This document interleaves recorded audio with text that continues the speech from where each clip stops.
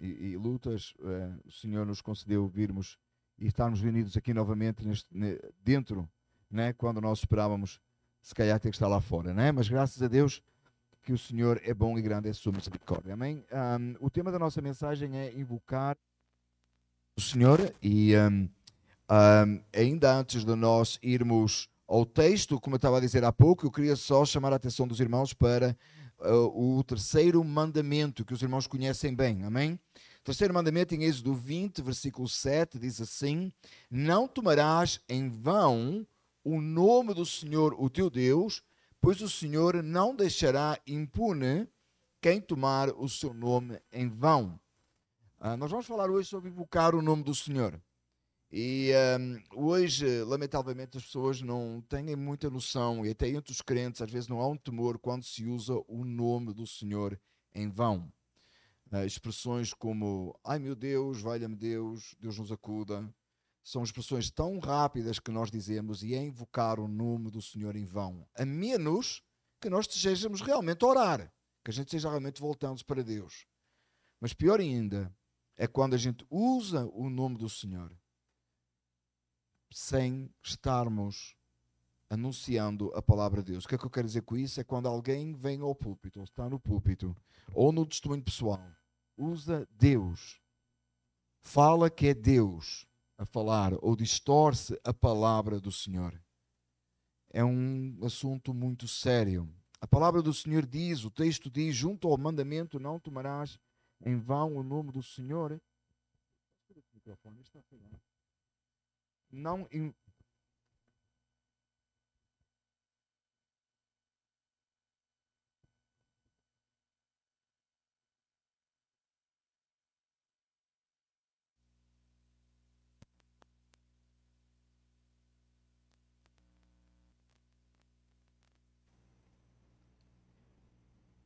dois? Quando a palavra do Senhor diz não tomarás o nome do seu Deus em vão, diz, acrescenta a séria advertência que o Senhor não deixará impune quem tomar o nome dele em vão. O Senhor não faz pouco caso disso. O Senhor leva isso a sério. O seu nome é santo, o seu nome é precioso e o seu nome é exaltado. O tema da mensagem é invocar o nome do Senhor. É sério aquilo que vamos tratar esta manhã?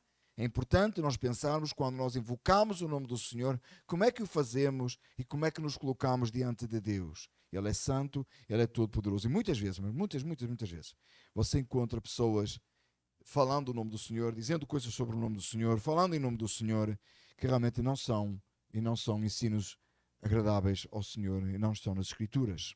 Amém? Romanos 10, versículos 5 a 13, à medida que os irmãos encontrarem, fique de pé, nós vamos orar e logo em seguida vamos ler o texto. Romanos 10, versículos 5 a 13. Amém? A maioria está de pé, então oremos. Pai amado, obrigado pela misericórdia e graça do Senhor, obrigado pela sua palavra e que nesta manhã nós possamos ser enriquecidos por ela, possamos, Pai, ser obedientes à tua palavra e aprendermos dela. Te louvamos em nome de Jesus. Amém. Diz assim a palavra do Senhor Moisés descreve desta forma a justiça que vem da lei.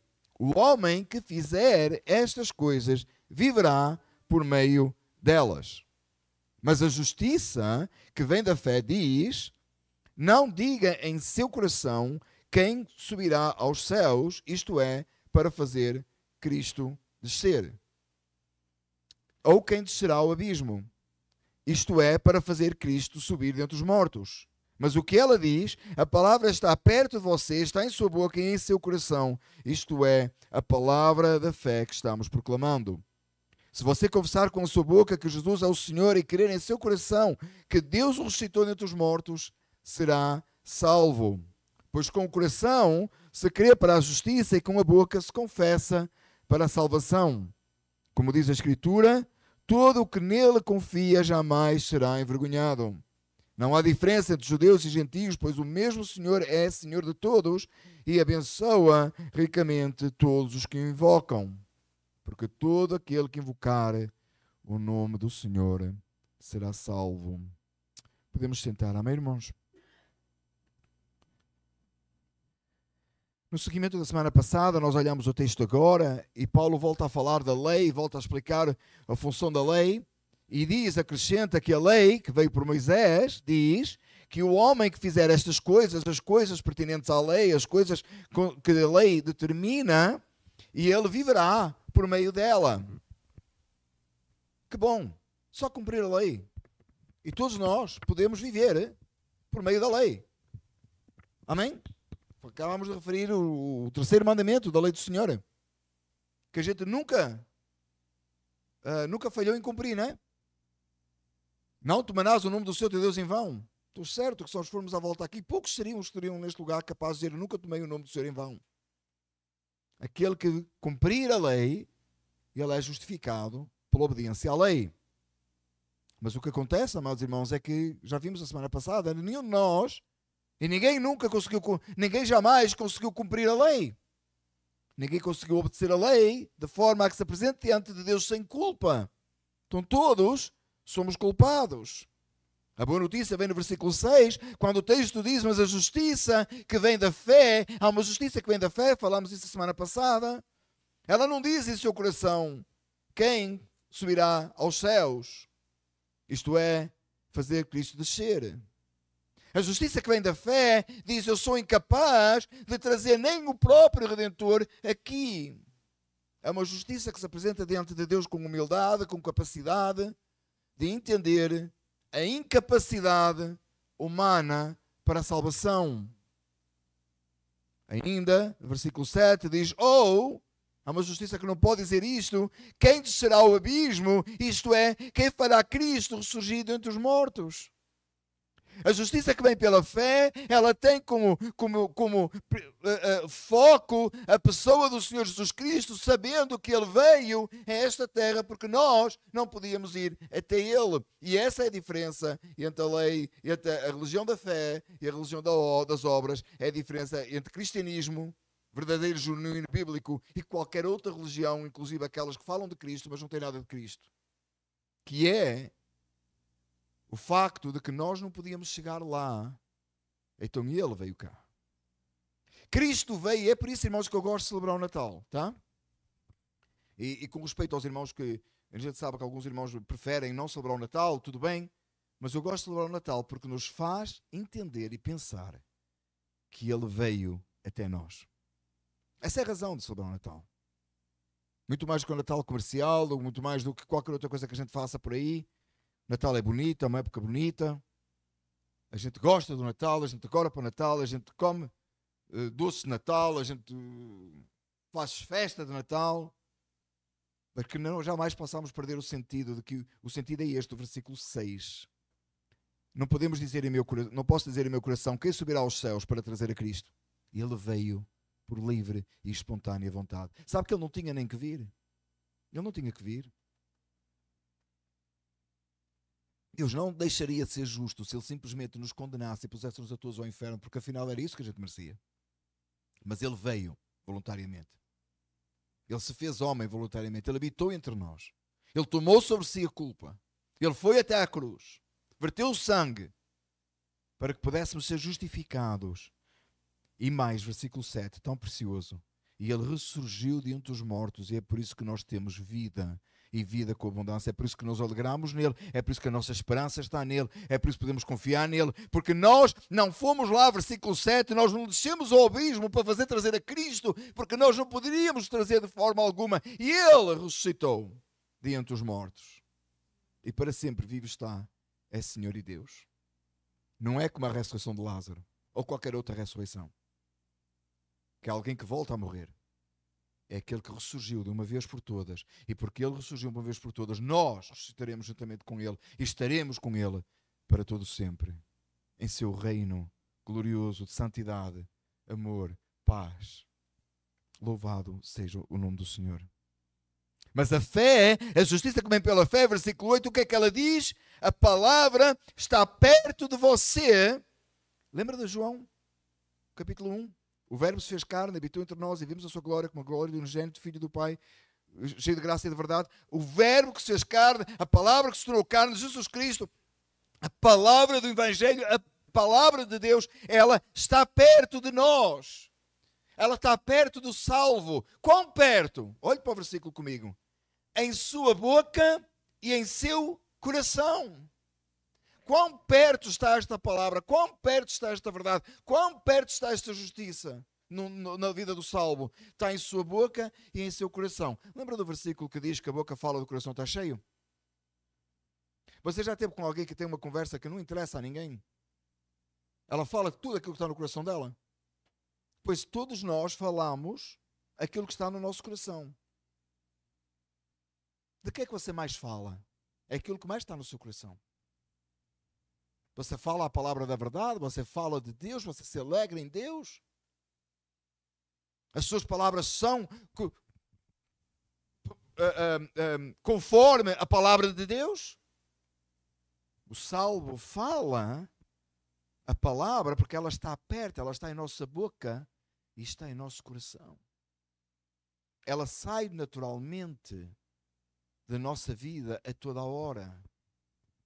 Isto é, se a gente talvez tivesse dúvidas do que é que Paulo está a falar, versículo 8, olha o versículo 8 comigo, a última parte diz assim: isto é a palavra da fé que estamos proclamando. Qual é a palavra da fé que estamos proclamando? Lembra desses ministérios aí, palavra da fé? Você fala e acontece? Já ouviram falar? Muito interessante. Muito ilusório, muito doido. Você fala e acontece. Fala para aí o que você quiser, ver se acontece. Sua palavra tem poder? Não tem. As minhas palavras têm poder? Não tem não. Não tem não. Isso não tem poder nenhum. A palavra de Deus tem poder. A palavra criadora. Ele falou e aconteceu. E tudo criou. E os meninos estão a aprender, né? 6 dias, né? Não é 7. Ao 7 não descansou, né? 6 dias ele falou e aconteceu. Essa é a palavra que tem poder. A sua não tem. A sua palavra influencia. Ou não. Só influencia se alguém ouvir. A sua palavra não tem poder. Você não pode falar nada e vai acontecer. A palavra de Deus tem. A palavra da fé. A palavra de Deus diz assim: esta é a palavra que estamos proclamando. É claro que se você repetir uma coisa muitas vezes, você pode cair na asneira de acreditar em si mesmo, claro. Você começa a repetir muitas vezes a mesma coisa, de repente você começa a acreditar. Ou você pode fazer alguém acreditar nisso. Devemos ter cuidado com o que dizemos, lógico, mas não é porque a palavra tem poder. A única palavra que tem poder é a palavra de Deus. Você pode falar 1000 vezes a mesma coisa. Se Deus disser o contrário, a sua palavra vale 0. Nada.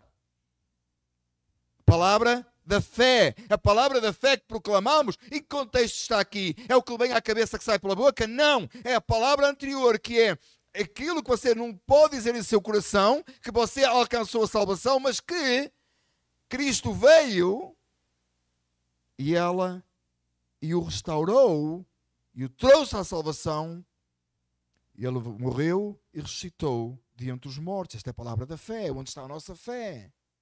Em que é que está a sua fé? Onde está a sua fé? Na morte e na ressurreição de Jesus Cristo.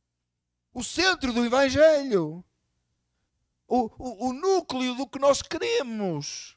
Por isso, irmãos, que nós estávamos a falar, eu acho que foi na quarta-feira ou na quinta, foi na quinta no grupo dos homens, nós estávamos a falar sobre o que é um irmão em Cristo. É alguém que tem o mesmo pensamento sobre a morte e a ressurreição do Senhor.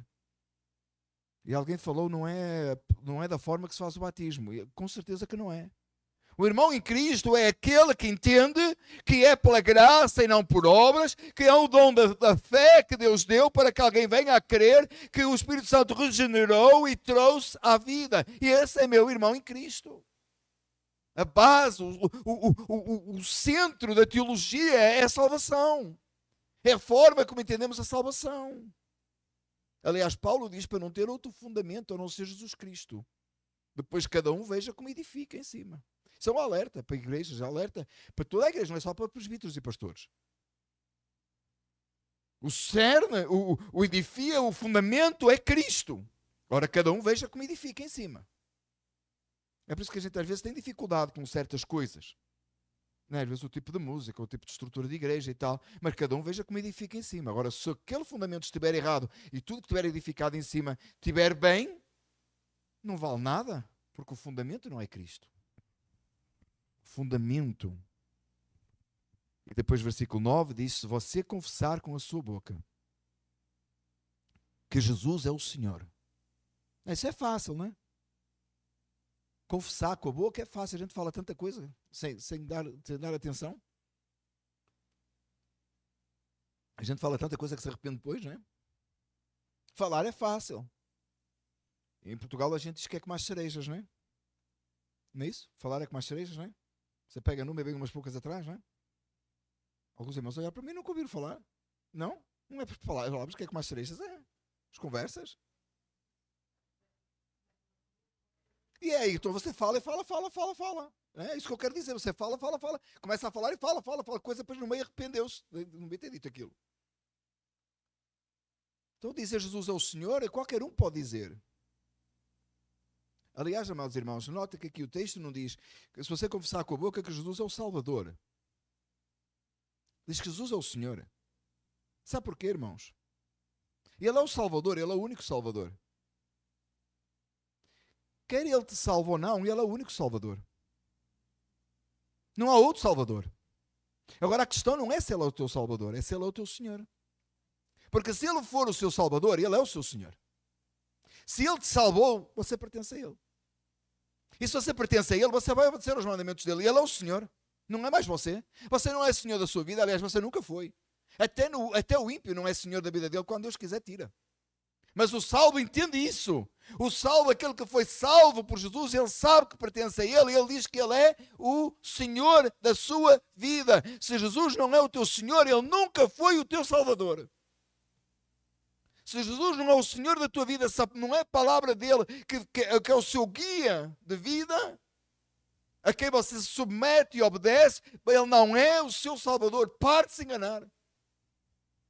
O que vai para aí de gente enganada, que invoca o nome do Senhor em vão, que fala o nome do Senhor em vão, dizendo que Jesus é o Salvador deles, e não é, porque a vida deles não reflete que Jesus é o Senhor. Não se submetem a coisa nenhuma, não se submetem à palavra de Deus, não se submetem à autoridade da igreja, por exemplo. Não se submete a igreja alguma. Jesus Salvador coisa nenhuma. Não é. Se Ele não for o seu Senhor, Ele não é o seu Salvador. Pare de se enganar. Mas com a boca você confessa que Jesus é o Senhor. Agora tem uma coisa aqui. E crer em seu coração. Crer em seu coração. Que Deus o ressuscitou de entre os mortos, será salvo. Quais são as duas condições? Confessar que Jesus é o Senhor e crer no coração.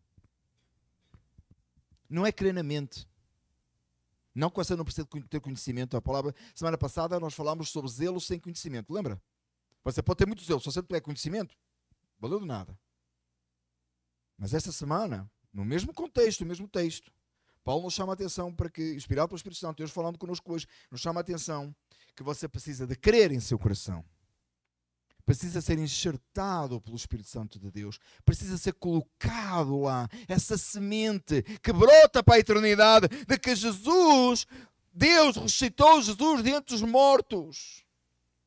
É interessante também, meus amados irmãos, quão rápido nós somos a falar de Jesus, alguém falar que Jesus morreu pelos seus pecados. Não somos rápidos nisso. E nós nem sempre mencionamos que Jesus ressuscitou, não é? Ora, se Ele ressuscitou é porque Ele morreu.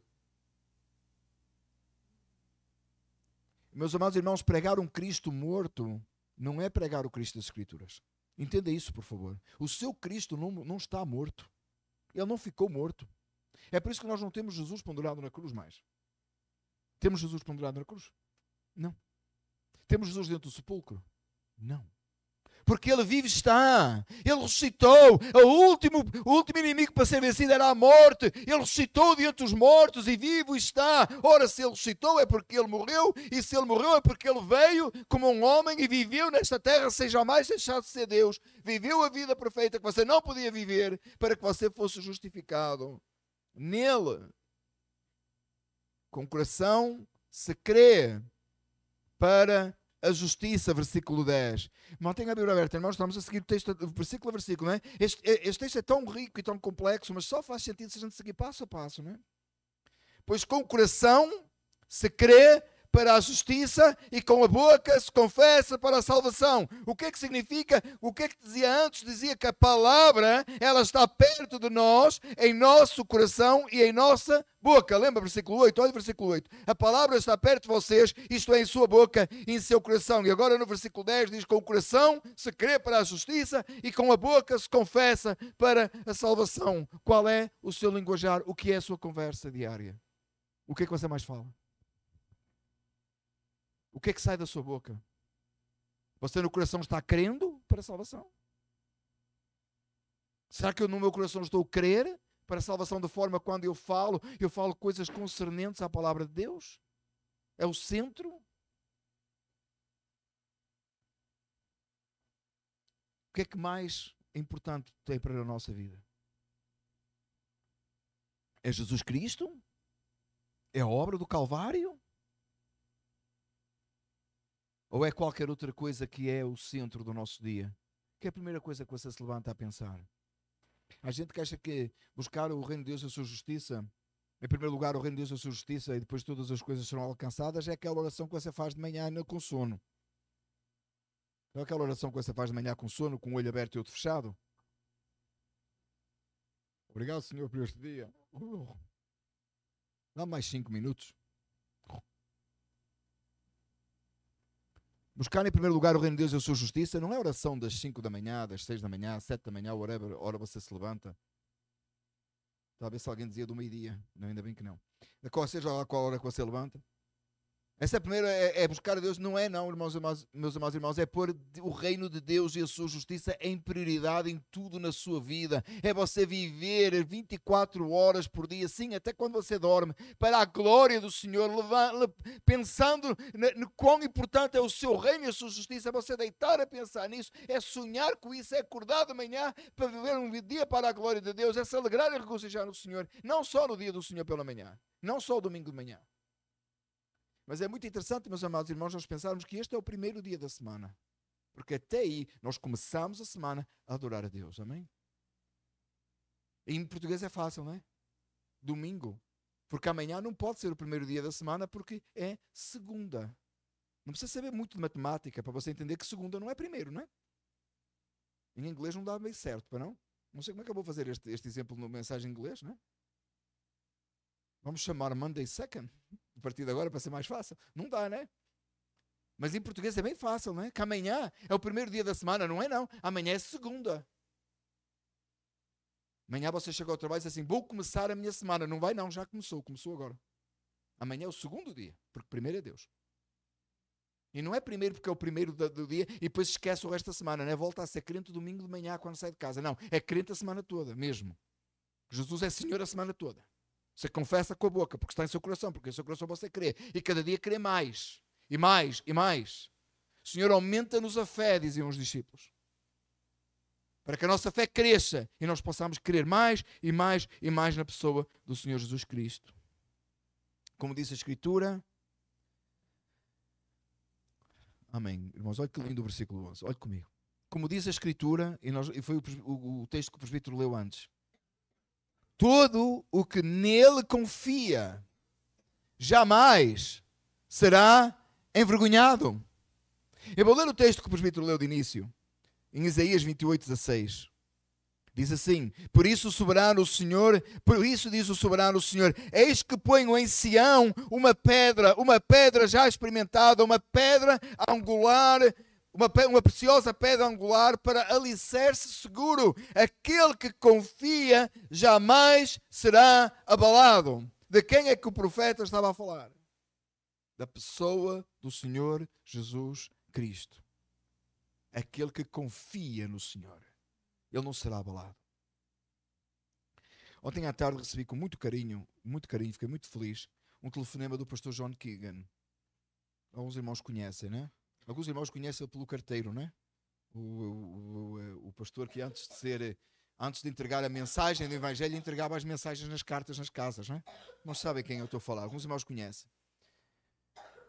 O pastor John Keegan ligou-me ontem, ele ficou a saber do que aconteceu aqui, ele ligou-me ontem à tarde, a saber como é que nós estávamos tudo bem, disposto a ajudar e então orar por nós. Eu fiquei muito alegre com esse telefonema, agradeci muito a Deus. E agradeci muito a ele por ele ter telefonado. Fiquei alegre no meu coração. E eu disse assim no meio do telefonema, eu disse quanto nós, rapidamente, né, quanto nós, estou a dizer nós todos, a igreja, se juntou e deu a volta aí, porque a gente só soube, né, que podia vir para dentro hoje no sexta de manhã. Se os irmãos olharem, foi há 48 horas. Olha o que aconteceu neste campus em 48 horas. Ao ponto de sobrar tempo para fazer outras coisas que nem estavam planeadas para esta altura. Right? Os trabalhos que se fez aí à volta que nem era para ser agora, não? Louvado seja Deus. 48 horas. E eu disse-lhe assim, eu disse em inglês, depois eu vou traduzir em português. Deixem-me dizer em inglês para ser mais fácil para mim. Eu disse-lhe assim, in the middle of the storm, I'm counting my blessings. E eu disse assim, no meio da tempestade, eu estou a contar as minhas bênçãos. Porque, meus amados irmãos, aquele que confia no Senhor não será abalado. Não significa que a igreja não possa pegar fogo. Mas significa que a nossa confiança não está na entrada da igreja. A nossa confiança está no Senhor Jesus Cristo. E eu pude ver isso esta semana aqui, quando os irmãos se dispuseram a fazer o culto no quintal. Ninguém pensou que podia chover hoje? A minha pergunta. Eu acho que os irmãos estavam dispostos a vir de guarda-chuva, capa da chuva, mas tinha que haver culto. E eu me alegrei muito com isso, irmãos. Porque é isso que importa. A gente podia sempre pedir a irmã naquela hora, né? E fica resolvido, né? Eu fiquei tão alegre, irmãos, com isso, e disse ao pastor John que Deus operou no nosso meio. Aquele que confia no Senhor, ele não é abalado. E ainda, meus amados irmãos, que nós não tivéssemos reunir hoje aqui dentro, nós estávamos a reunir lá fora. Quarta-feira teve culto, estudo bíblico. Na quinta-feira teve reunião dos homens igual. Porque aquele que confia no Senhor, ele não é abalado. A gente pode estremecer um pouco, mas a gente não, abalado não é. A gente pode ficar triste, mas a gente não é abalado. A nossa fé está no Senhor. Aconteça o que acontecer, a nossa fé continua. Porque maior é o Senhor, o que nos importa é Cristo. O que importa é que o nome do Senhor seja exaltado e glorificado. Foi difícil, se calhar, ao princípio, ver isso. Em conversa com o presbítero Márcio, nós estávamos preocupados com, como ele disse aqui de início, será que vai, de repente, dividir opiniões? Graças a Deus, irmãos, a igreja se levantou como uma só. E eu dou graças a Deus por isso. Graças a Deus por isso. A forma como o Senhor opera em nós, como Deus é glorificado, como o Espírito Santo nos conduz aqui. Louvado seja Deus. A Escritura diz, versículo 10, aquele que confia jamais será envergonhado. Em Isaías dizia, jamais será, como é que eu disse? Abalado, não é? Abalado. Meus amados irmãos, se no culto a Deus e no edifício aqui, nós não deixamos ser abalados, nós não fomos envergonhados, nós não desistimos, porque Deus é maior, porque o Espírito Santo habita em nós, quanto mais com relação à eternidade, irmãos. Quanto mais em relação à vida do porvir, quanto mais em relação à nossa fé, quanto mais em relação à pessoa do Senhor Jesus Cristo e a sua obra no Calvário. Meus amados irmãos, entenda isto. O Espírito Santo agiu no nosso meio esta semana, nos conduziu, nos fez vir de todos os lados para preparar tudo bonito para o culto ao Senhor, mas para salvar a nossa alma, Cristo veio dos céus, o próprio Deus veio à terra. O próprio Senhor Jesus Cristo se fez homem. É muito maior, é muito mais profundo, é muito mais sublime. E depois versículo 12, lembra do contexto que Paulo vem a falar dos judeus e gentios? Versículo 12, ele diz assim, não há diferença entre judeus e gentios, pois o mesmo é Senhor de todos e abençoa ricamente todos os que o invocam. Para você que me está a ouvir esta manhã, seja online, seja aqui, não importa o que você fez, não importa quem você é, não importa quanto você tenha pecado contra Deus. E se você está aqui esta manhã, você está a dizer assim, não, mas é que eu até não pequei muito. Você está a pecar agora, só por pensar isso. Porque a gente pecou contra Deus, a gente peca contra Deus. Mas não há diferença, irmãos, entre judeus e gentios. Não há diferença entre aqueles que se acham mais santos e os que se acham menos santos, porque todos são pecadores. Por causa aqui os judeus achavam-se mais santos, não é? O Senhor é o mesmo. Existe um só Senhor, um só Salvador. E Ele abençoa ricamente. O que é abençoar ricamente? A gente pensa que é dinheiro, não é? Que é bens. Não, meus amados irmãos, a maior bênção, a maior riqueza das bênçãos é a salvação. É claro que aqui é salvação. Claro que está a falar da salvação. Ele abençoa ricamente a todos os que o invocam. E no versículo 13 dá a explicação do porquê. Porque todo aquele que invocar o nome do Senhor será salvo. Então, se você invocar hoje o nome do Senhor, se você se voltar para Cristo hoje, em seu coração crer que Deus o ressuscitou dentre os mortos, se você confessar com a sua boca que Jesus é o Senhor, você será abençoado ricamente, com a maior bênção, a bênção que fez Deus vir a esta terra, porque Jesus é Deus. Você será salvo. E você está a pensar assim, mas é uma boa mensagem evangelística. Não é não, irmãos, é para todos. É uma boa mensagem para aquele que não conhece Jesus, é verdade, mas também é para si e para mim, porque nós precisamos de nos voltar a invocar o nome do Senhor continuamente, não invocar em vão.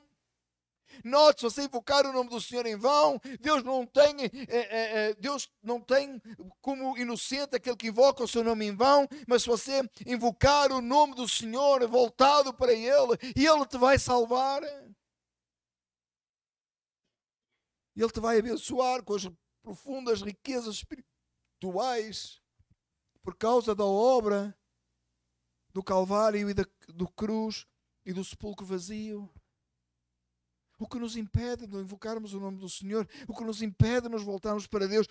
O que é que nos para? É a nossa carne, irmãos, então negue a sua carne. É um apego às coisas do mundo, largue-as.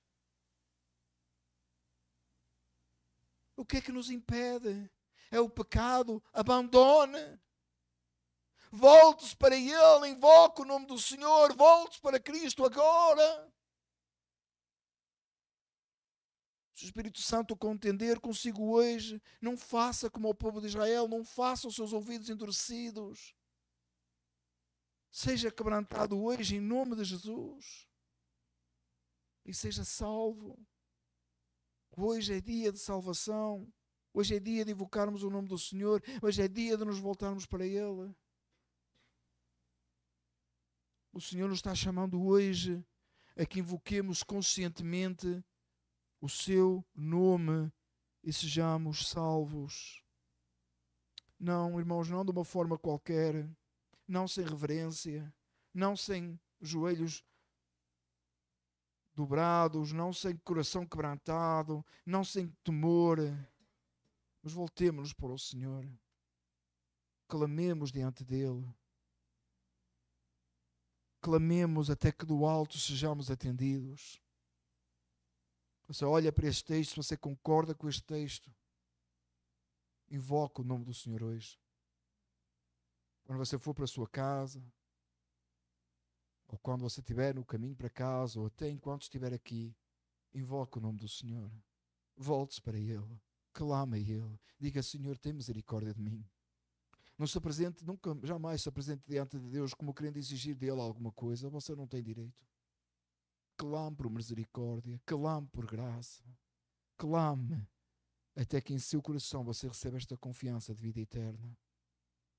Se você que está a ouvir esta mensagem, você nunca fez isso, você nunca se voltou inteiramente do coração para Deus, invocou o nome do Senhor para ser salvo, os seus pecados ainda não foram perdoados, você sabe que precisa deste Senhor, deste Salvador, você sabe que precisa ser transformado nesta manhã, se você tem consciência disso, talvez você precisa procurar alguém que o ajude, que ore consigo. Você sabe que qualquer um dos irmãos aqui desta igreja terá todo o prazer em orar consigo. Se você está a assistir online, você pode mandar uma mensagem, a gente vai orar consigo, ajudar. Nós não podemos te salvar, eu não posso te salvar, eu não me salvei a mim próprio, eu precisei de Jesus, entenda isso. Mas a gente pode orar contigo, a gente pode te mostrar mais das Escrituras, a gente pode orar mais e conduzir-te a invocar o nome do Senhor e que você seja salvo. Eu sei que eu dizia isto muitas vezes, não tenho dito ultimamente, mas não mudou nada. O meu maior desejo, meus amados irmãos, não é ver você no domingo de manhã aqui na igreja. Não que eu não tenha um grande desejo de ver você no domingo de manhã na igreja, lógico. É onde você deve estar. Alguns irmãos esta semana eu vi na quarta, tenho um irmão que eu vi na terça, vi na quarta, vi na quinta, vi na sexta. Não, vi no sábado. E vi no domingo. E tenho outro irmão que eu vi, alguns irmãos eu vi quarta, quinta, sexta, sábado e domingo. A gente tem que marcar qualquer coisa para amanhã, irmãos. Porque senão amanhã não sei o que a gente vai fazer. Meus amados irmãos, quero ver você na casa do Senhor, especialmente no domingo pela manhã, quando nós fazemos o culto solene a Deus. Acima de tudo, culto de adoração. Mas quero ver você na casa do Senhor. Mas eu quero que você entenda uma coisa. Por favor, ponha isto na sua mente. O meu maior desejo é no dia que entrar no céu, ver a sua cara lá. A seguir ao Senhor Jesus Cristo, a pessoa que eu mais quero ver, as irmãs é Eva, não é? Quero acertar as contas com Eva, com Sara. Porque é que Sara chamava o marido do Senhor, não é? Quero acertar contas com Sara. Meus amados irmãos, a seguir ao Senhor Jesus Cristo, as pessoas que eu mais quero ver no céu é vocês, que estão aqui esta manhã. É quem eu mais quero ver. Eu depois vou dar lá uma palmadinha nas costas ao João Calvino, que alguns irmãos já estão a pensar que eu não ia falar nele, não é? Tem que falar nele, só a mensagem não é calvinista, não é? Não tem nada a ver, não é o João Calvino. E além disso, tem o apóstolo Paulo na frente, não, irmãos? Tem o apóstolo Paulo na frente. Mas mais do que isso, meus amados irmãos, eu quero ver você no céu. Eu e o presbítero Márcio oramos por vocês, sabiam? Nas madrugadas, muitas vezes nós juntamos para orar por vocês. Que o telefone tem esta vantagem, não é, presbítero? O telefone tem esta vantagem. A gente faz uma oração extensiva, ela estende-se do Wayne até Garfield, irmãos. Meus amados irmãos, a nossa preocupação é ver você no céu, é chegar naqueles portais celestiais da glória, ver a pessoa do Senhor Jesus Cristo e olhar à volta e ver vocês lá. É por isso que não pode ter amnésia no céu, não, irmãos. Só como é que vai se cumprir isto? Brincadeira agora. Meus amados irmãos, vamos orar. E não esqueça, se o Senhor tocar a sua vida, você precisar de ajuda nesta manhã. Estamos aqui para orar consigo, para o conduzir, a que você invoque o nome do Senhor e seja salvo. Salvador nosso, amado Deus, toda a honra e toda a glória seja dadas a Ti, Senhor. Te pedimos nesta manhã, ó Pai, que tenhas misericórdia e por Tua graça toques a vida daquele que precisa de hoje invocar o nome do Senhor para ser salvo pela primeira vez. Mas também, Senhor, te peço, Deus, que Tu toques a vida daquele que precisa, todos nós precisamos, de invocar o Teu nome mais uma vez. Senhor, Te louvamos, Pai, nesta manhã, porque grandioso e maravilhoso é o Senhor. Em nome de Jesus oramos. Amém. Ao único Deus sábio seja dada a glória por Jesus Cristo para todo sempre. Amém. Os irmãos podem ficar sentados.